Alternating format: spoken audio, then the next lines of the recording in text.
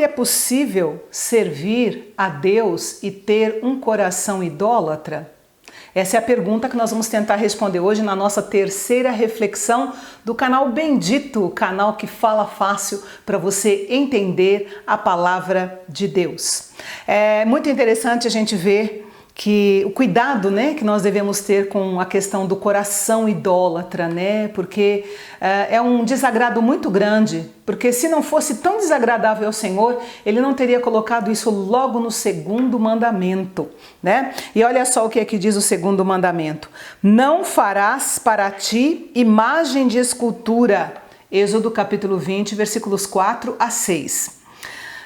Não farás para ti imagem de escultura, nem semelhança alguma do que há em cima nos céus, nem embaixo na terra, nem nas águas debaixo da terra. Não as adorarás, nem lhe darás culto, porque eu sou o Senhor, teu Deus, Deus zeloso, que visito a iniquidade dos pais nos filhos, até a terceira e quarta geração, dos que me aborrecem. Mas faço misericórdia até 1000 gerações daqueles que me amam e guardam os meus mandamentos. Esse é o segundo mandamento que Deus deixou para o povo de Israel e é atualíssimo, gente. O mesmo Deus que falou aquilo há milhares de anos atrás está falando conosco aqui no século 21, que Ele continua exigindo fidelidade, lealdade e exclusividade como nosso único Deus. É muito interessante como o ser humano ele tem essa necessidade de materializar os seus desejos, os seus anseios, as suas crenças. Ele tem essa necessidade de ter coisas palpáveis para poder manifestar quando ele tem os desejos, os anseios e as crenças. Porém, com esse tipo de comportamento, ele corre o risco da idolatria, de cair na idolatria, de venerar aquilo ou aquela pessoa a quem ele está impondo ou projetando o seu desejo.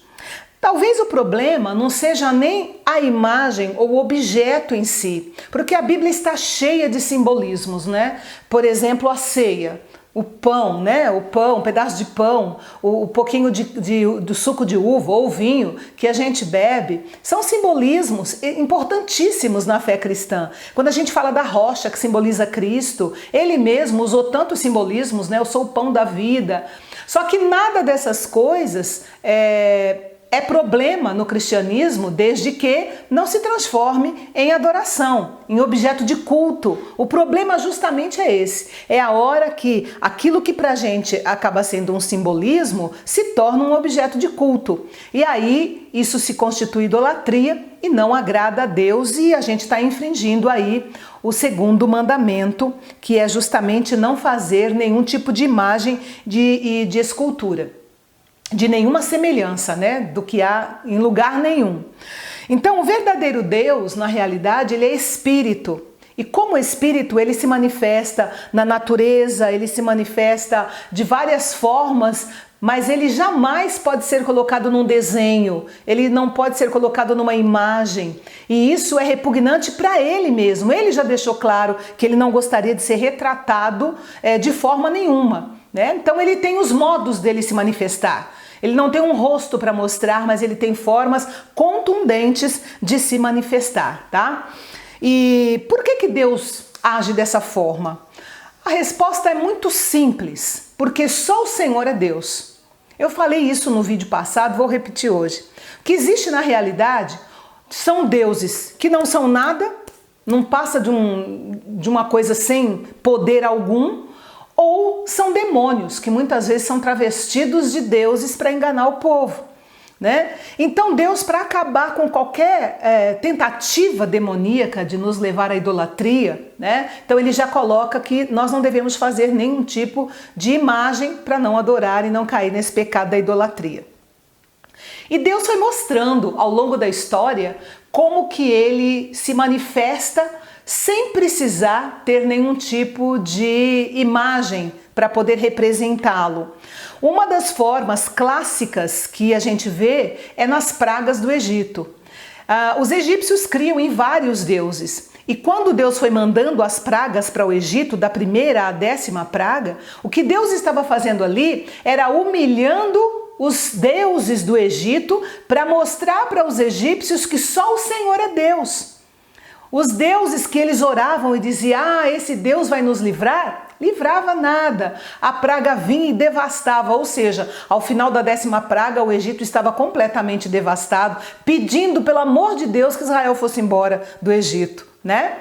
Isso lá em Êxodo, no capítulo 7 até o 12, né, que é a saída do povo do Egito. Depois a gente vê uma outra manifestação maravilhosa de Deus em 1 Samuel, capítulo 5, quando os filisteus entraram em guerra com Israel e levaram a arca de Deus. Olha um simbolismo interessante aí. A arca era o símbolo da presença de Deus no meio do povo de Israel. Mas não era adorada, Deus era adorado, mas a arca estava ali como um símbolo, por permissão do próprio Deus, mas ela não era adorada, a adoração de fato era dada a Deus. E eles então levaram essa arca lá para a terra deles. Quando chegou lá, pegaram a arca, levaram até o templo de Dagon, que era o deus deles, e colocaram a arca diante do deus Dagon. O deus Dagon era da metade para cima homem, da metade para baixo ele era um peixe, né? Então colocaram a arca lá. No dia seguinte, quando eles se levantaram bem cedo, foram para o templo para adorar Dagon. Eis que Dagon estava prostrado com o rosto em terra, a estátua com o rosto em terra, diante da arca de Deus. Eles acharam estranho, mas pegaram Dagon, colocaram Dagon de novo no seu lugar. No outro dia, quando eles foram lá para fazer o ritual, Dagon estava só o tronco de Dagon caído diante da arca de Deus, né? Porque a parte de baixo era peixe, era representado por um peixe, e as mãos e a cabeça estavam na soleira da porta. Então eles perceberam que só o Senhor é Deus e arrumaram um jeito de devolver a arca de Deus para o povo de Israel. Deus manifestando a sua glória sem nenhum tipo de visibilidade, digamos assim. E um outro momento clássico que Deus manifestou a sua glória foi lá em 1 Reis 18, quando Elias desafiou os 850 profetas de Baal e Azera, 400 de Baal e 450 de Azera. Levou-os até o Monte Carmelo e os desafiou, fez um altar e falou, olha, o Deus que responder com fogo, esse é o verdadeiro Deus. Olha que maravilha! E mesmo que os demônios pudessem tentar agir ali para, digamos assim, desonrar a Deus, Deus não permitiu, porque só o Senhor é Deus, né? Então ali eles clamaram, a Bíblia diz que eles clamaram desde a manhã até o meio-dia, e se cortaram, e fizeram 1001 presepada lá, e nada de Baal responder, porque Deus não permitiu nenhum tipo de intervenção contrária.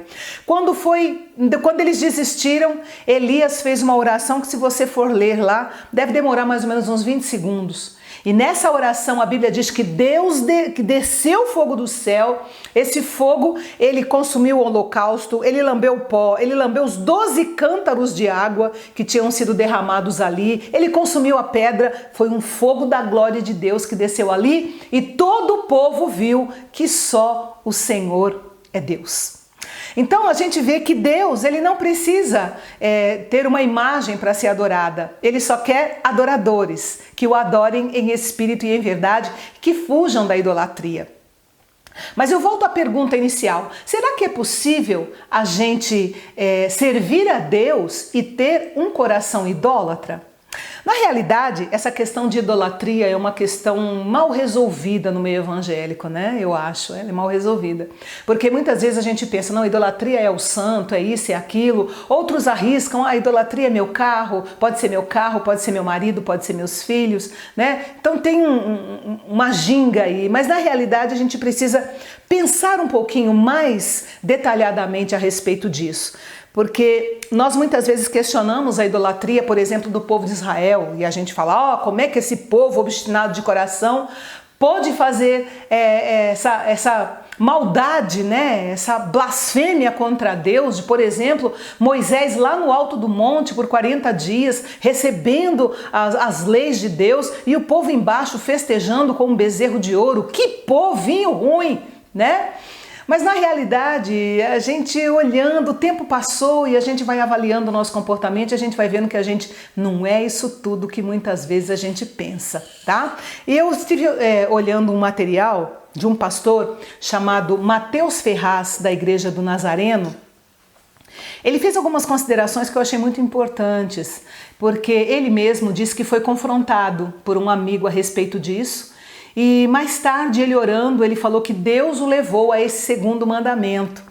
A princípio ele passou batido, isso aí a gente já sabe, né? Idolatria, mas Deus foi trazendo ele de volta, e ele fez uma meditação muito interessante a respeito da idolatria, que eu gostaria de compartilhar um pedacinho aqui com vocês. A primeira coisa que ele colocou foi uma definição do que é o ídolo. E a primeira figura que surge nas nossas mentes, né, é de uma imagem de barro, de metal ou de pedra, diante do qual as pessoas se prostram para adorar e para pedir alguma coisa. Via de regra para pedir, né? A adoração não passa tão perto assim não. Mas o que está por trás dessa prática se constitui um grande problema de idolatria e que desagrada o coração de Deus. A primeira coisa que nós vamos ver é que a idolatria, ele define, aliás, aqui, a idolatria basicamente tem 3 características essenciais na idolatria. Primeira, utilitarismo. Segunda, egocentrismo. E a terceira característica é a manipulação. Por que utilitarismo? Porque a idolatria é uma relação utilitarista. É o tipo da relação assim: eu te adoro, mas você tem que me dar alguma coisa. Se você não me der alguma coisa, eu não vou ser devota a você, eu não vou adorar você. Então o ídolo, ele sempre tem que estar dando alguma coisa para o seu adorador, senão ele perde o adorador. Esse é um problema, né? E se nós formos olhar para Deus como um ídolo, a gente vai olhar para Deus como um gênio da lâmpada melhorado. Sabe o gênio da lâmpada que você esfrega e ele diz: você tem 3 pedidos. E Deus não vai dizer que você tem 3 pedidos, mas a gente pensa que ele é o gênio da lâmpada. A gente esfrega, aí ele aparece e a gente diz: Senhor, eu quero emprego, eu quero casa, eu quero carro, eu quero. A gente transforma Deus num ídolo quando a gente tem esse tipo de relacionamento utilitário com Deus, porque o relacionamento da idolatria é assim, é um relacionamento utilitário. A relação entre o desejo e o ídolo, ela é muito dinâmica. Ele coloca assim, que quando o desejo, por exemplo, é dinheiro, o ídolo se torna o trabalho. Quando o desejo é luxo, o ídolo se torna o dinheiro. Quando o desejo é ser amado, o ídolo pode se tornar o cônjuge ou os filhos. Quando o desejo é a fama, o ídolo pode se tornar o talento, por exemplo, né? Então, por isso é que Deus condena a idolatria. Ele não quer que nós tenhamos com ele um relacionamento de ídolo e adorador ou de servo. Ele quer ter um relacionamento com a gente como de um pai amoroso, que sabe dar o melhor para os seus filhos na hora certa, no momento certo, do jeito certo. Se nós tivermos um relacionamento utilitário com Deus, nós estamos perdidos, porque isso de fato Deus condena, né? Uma segunda característica da idolatria é o egocentrismo. Então o homem usa um Deus para ser o centro de tudo. A idolatria, ela é egocêntrica. E a grande tentação humana é se tornar o próprio centro, o próprio Deus, que é o que nós estamos vendo muito hoje em dia, né, gente? Muito mesmo. As pessoas hoje em dia, o tempo que nós estamos vivendo é um tempo de egocentrismo, é um tempo onde o homem é o centro, onde ele tem que ser o beneficiado. Então ele se aproxima de Deus no intuito de que ele seja o centro, de que ele seja a pessoa beneficiada na relação, digamos assim, né? Porque justamente é o uso do Deus que está no centro da espiritualidade. Não, e esse centro da espiritualidade não é o ídolo, e sim o próprio homem. Então o homem toma esse lugar, né, de egocentrismo, de cultuar até a si mesmo. E o terceiro seria a manipulação. Em terceiro lugar, a idolatria, ela é manipulativa Por que manipulativa? Porque o ídolo, ele é manipulável. Ele pode ser venerado e ele pode ser descartado com a mesma facilidade. Porque quem está no controle, na verdade, é o próprio homem, tá? E é por isso que Deus condena a idolatria, porque não é o homem que está no controle, quem está no controle é Deus. Mas como é uma relação, a idolatria é uma relação manipulativa, então é aquela história, se você não me der mais nada, eu estou saindo fora da relação. E aí ele abandona a relação, porque na realidade ele está tendo uma relação de ídolo, né? E servo. Né, servo, entre aspas, e adorador. Então, quando aquele Deus não serve mais para ele, ele sai fora. E quando a pessoa se relaciona com Deus na categoria de ídolo, ela diminui a pessoa de Deus e ela descarta Deus quando Deus não dá para ela aquilo que ela quer. Então, muita gente acha que Deus tem a função de nos fazer felizes.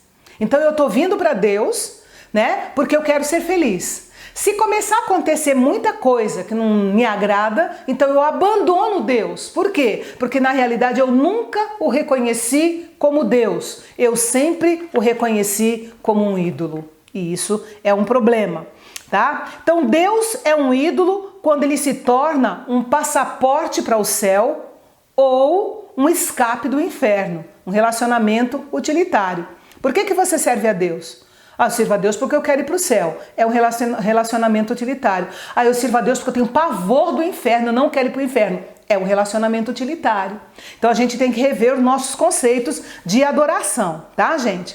Então Deus, ele não procura idólatras. Deus procura adoradores. E a adoração, ela pressupõe submissão.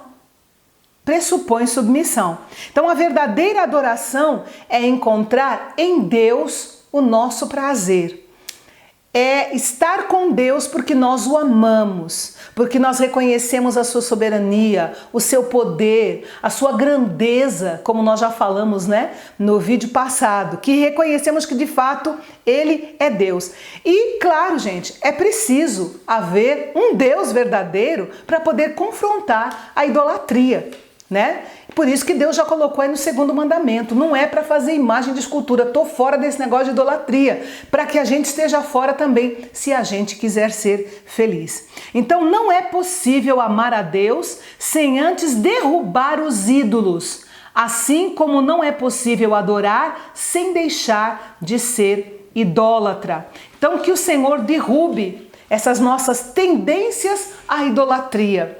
Que o Senhor tenha misericórdia de nós e que nós estejamos revendo os nossos conceitos, para que a gente muitas vezes olhe para quem está prostrado diante de um ídolo de gesso, de pedra, seja lá do que for, a gente condene, mas no nosso coração nós também estamos tendo o mesmo comportamento com relação a Deus, num relacionamento utilitário, egocêntrico, onde a gente acha que a gente é que é o centro e não Deus, ou num relacionamento de manipulação, aonde eu barganho com Deus se Ele estiver interessado em continuar comigo. Isso é completamente idolatria e Deus não é esse tipo de pessoa que Deus procura, mas Ele procura os adoradores que o adorem em espírito e em verdade. Amém, queridos? Se você gostou da nossa meditação, deixa o seu joinha, assine o nosso canal e até a próxima, se Deus quiser.